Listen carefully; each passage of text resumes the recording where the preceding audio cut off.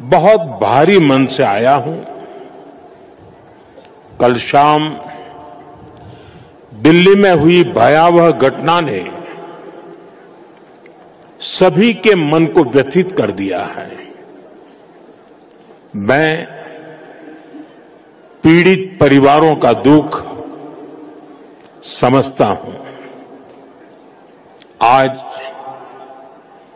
पूरा देश उनके साथ खड़ा है। मैं कल रात भर इस घटना की जांच में जुटी सभी एजेंसियों के साथ, सभी महत्वपूर्ण लोगों के साथ संपर्क में था, विचार विमर्श चलता था, जानकारियों के तार जोड़े जा रहे थे। हमारी एजेंसियां इस षड्यंत्र की तह तक जाएगी। इसके पीछे के षड्यंत्रकारियों को बख्शा नहीं जाएगा। All those responsible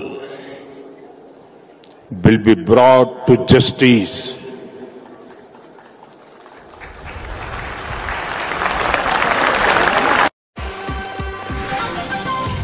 हिरोडी थाना क्षेत्र के कोदम्बरी गांव में मंगलवार को 2 बजे 3 युवक कपड़ा बेचने के बहाने गांव पहुंचे और एक बकरा चुरा लिया।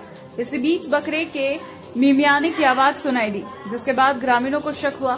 ग्रामीणों ने युवकों को रोककर बैग की तलाशी ली, जिसमें बकरा बरामद हुआ। इसके बाद ग्रामीणों ने बिना किसी मारपीट के तीनों को गांव के पोल में बांध दिया और तुरंत हिरोडी थाना पुलिस को सूचना दी।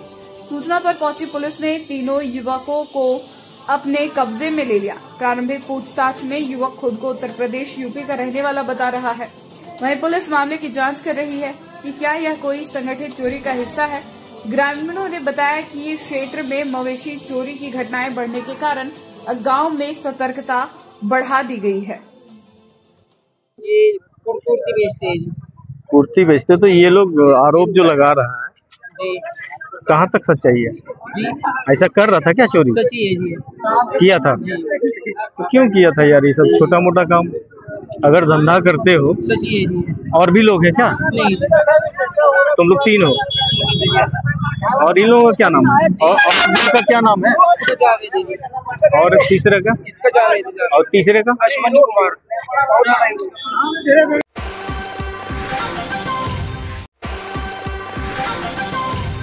अहिल्यापुर थाना क्षेत्र के अहिल्यापुर देवपुर मुख्य मार्ग स्थित बगीचा दुर्गा मंदिर अहिल्यापुर के सामने सोमवार की दोपहर 12 बजे के आसपास सड़क दुर्घटना में एक 14 वर्षीय किशोर घायल हो गया।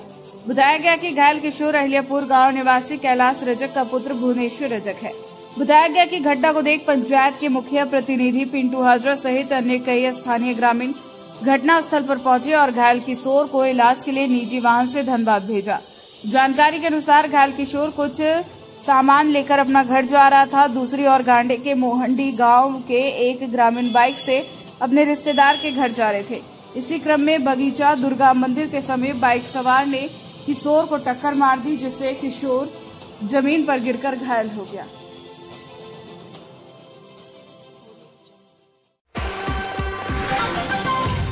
जमुआ के दलिया स्थित एक पत्थर खदान को लेकर हुई झड़प में घायल एक व्यक्ति की मौत मंगलवार को 11 बजे इलाज के दौरान हो गई। बताया गया कि सुबह ग्रामीणों और खदान संचालक के गुंडों के बीच झड़प हो गई थी।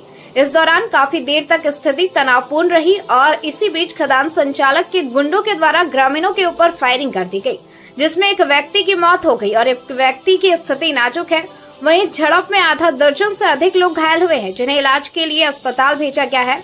मृतक की पहचान चरघरा निवासी सुरेश प्रसाद वर्मा के रूप में की गई है। घटना के बाबत बताया गया कि दलिया स्थित पत्थर खदान पिछले कुछ समय से बंद था। उसे बिहार के नवादा के रहने वाले एक पत्थर माफिया के द्वारा हाल ही में अपने अंडर में लेकर फिर से खदान की शुरुआत करने की तैयारी की जा रही थी।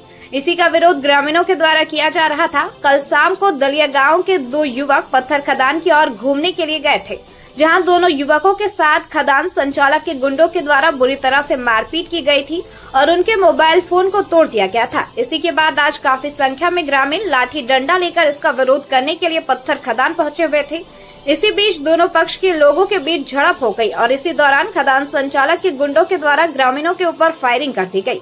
इस फायरिंग की घटना में 2 ग्रामीणों को गोली लगी है, जिनमें एक व्यक्ति जो जमुआ थाना क्षेत्र के चरघरा गांव का रहने वाला सुरेश प्रसाद वर्मा था, उसके इलाज के दौरान मौत हो गई है, जबकि एक व्यक्ति गंभीर रूप से घायल है।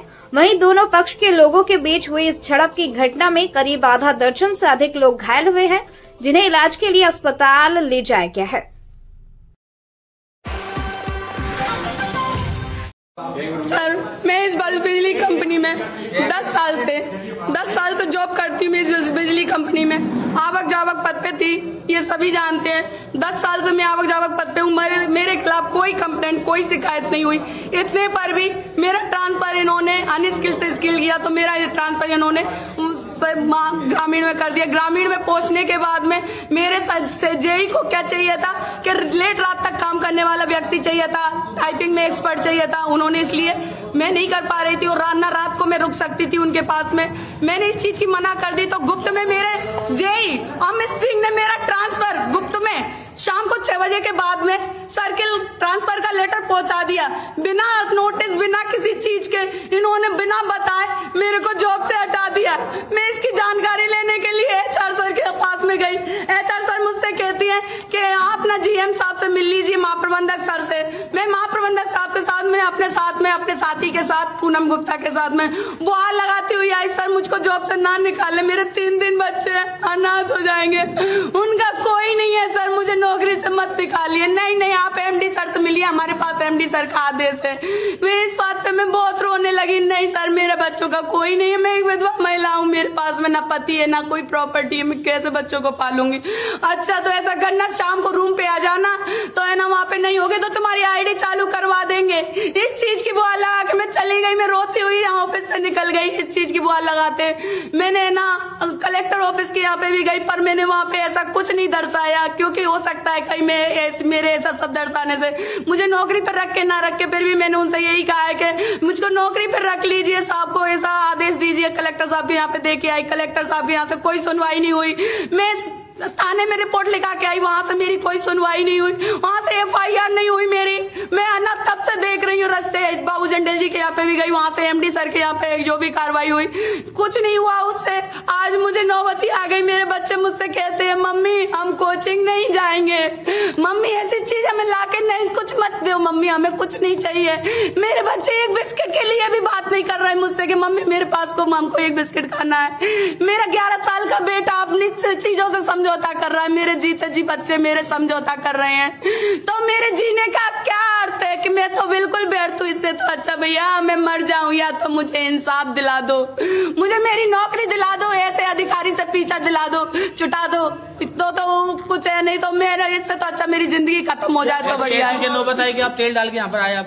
सर मैं आज कितने दिन से बैठी बैठी मुंह देख रही हूँ कि मुझको बुलाएंगे, अब बुलाएंगे, पर कोई कार्रवाई पुलिस द्वारा भी मेरी FIR नहीं करी जा रही है, कोई सुनवाई नहीं हो रही है। मैं बार गुहार लगा रही हूँ कि मुझे मेरे बच्चों के खातिर बुला लीजिए।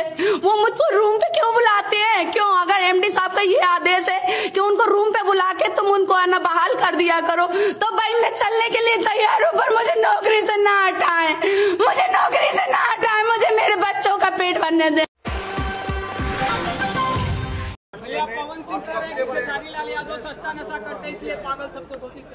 मैं सस्ता नशा करता हूँ, गरीब हूँ ना यार, गरीब हूँ, छोटे बीड़ी पी के जीवन चलाता हूँ, बट लोगों का खून तो नहीं चूसता ना। और पवन भैया क्या कर रहे हैं, वो तो बहन और बीबी पे चले गए हैं। तो सोचिए कि इनका संस्कार कैसा है। जब छोटा भाई इनसे थोड़ा सा दूर क्या हुआ, दूसरे पार्टी में क्या गया। मैं पहले इनके लिए तो लक्ष्मण था। इनके चुनाव में आप देखिए, नीचे करिए, इनके चुनाव में देखे थे आप कि सारा बिक गया, मेरा राजा भाई इस दिल में टिक गया। यही आदमी, यही जिनका नाम हमारे बड़े भाई पवन सिंह है, इन्होंने अपने निर्दलीय चुनाव में मोदी सरकार के कार्यकाल को हमेशा गलत ठहराया, लेकिन अब जब इधर आ रहे तो कहते रोड अच्छा है, ये अच्छा है, घेवड़ा अच्छा है, कुछ अच्छा नहीं है। भाई यार आप खुद ही बताओ कि जो आदमी अपने ही माननीय नरेंद्र मोदी की बुराई करते थे कि केंद्र आ गया मेरे को हराने के लिए, अब क्या हुआ भाई? तो बदलाव तो आप लोग हो जो तुरंत बदलते हो। मैं आज 15 साल से, ये बताइए कि खेसारी लाल यादव कभी आरजेडी छोड़ के कहीं गया? अगर गया भी है तो या तो मनोज भैया के प्रचार के लिए गया हूं क्योंकि मैं उनको प्यार करता हूं, मैं पवन भैया के प्रचार के लिए गया हूं क्योंकि मैं उनको प्यार करता हूं। तो ये मेरा विषय है कि मैं उनको राम मानता हूं, लेकिन उनके भाषा देख रहे हैं, वो तो बहन को भी बीबी बना लेगा, बीबी को भी बहन बना लेगा। मेरी बातों को समझने की क्षमता उनके अंदर नहीं है, क्योंकि मैंने ये बात कही थी कि जब मैं अपने बीबी के साथ मार्केट में जाता हूं तो एक बहन की तरह भाई बन के उसका रक्षा करता हूं, लेकिन वही बीबी जब मेरे घर में आती है तो वो मेरी बीबी होती है, क्योंकि मार्केट में उसके साथ में चुम्मा चाटी नहीं कर सकता, क्योंकि वो मार्केट है, उसका रक्षा करता हूं मैं। लेकिन इनके भाषा में देखिए, कोई नचनिया बोल रहा है, तो कोई अधर्मी बोल रहा है, तो कोई सनातन विरोधी बोल रहा है। मैंने बोला क्या था?